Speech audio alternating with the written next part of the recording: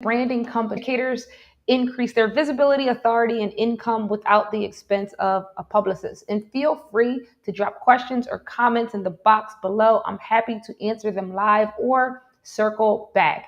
The title of today's video is How to Increase the Lifetime Value of a customer.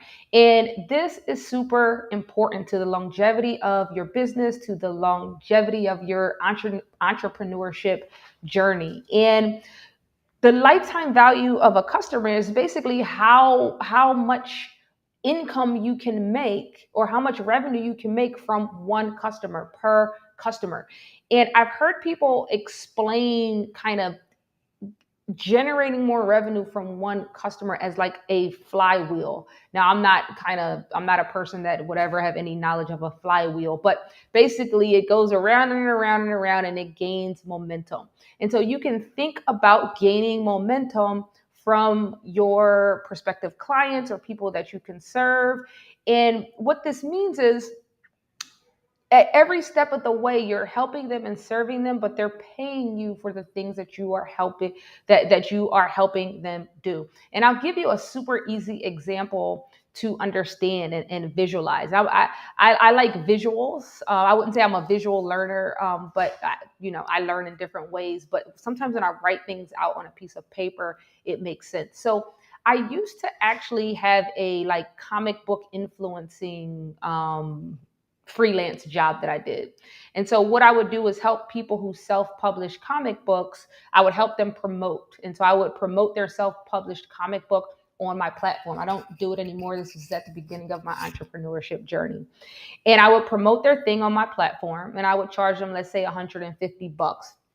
And then what I started to realize is, this is my target audience. I'm a comic book writer and they would be asking me here and there for different things like, oh, how's the comic book? Like, can you give me feedback? They would be asking me different questions in the course of me promoting their comics. And so what I did was I created multiple streams of income from this one type of client. So when someone paid me to promote their comic, I would then say, hey, I offer feedback services on your comic book. I can give you in-depth feedback. And the price would be, let's say, $100. And then after I offered the feedback service, I would say, hey, you know what? You need a marketing plan. I do one-on-one coaching calls to help you develop a bigger marketing plan.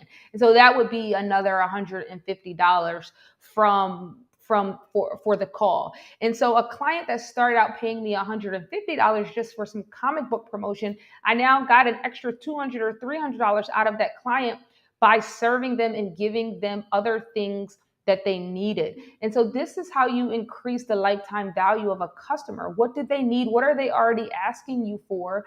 Because once somebody pays you and you do good work and you over deliver and you add value, they're more likely to be comfortable paying you again. They're more likely to spend money on you again because you establish that you do good work, that you're reliable and professional.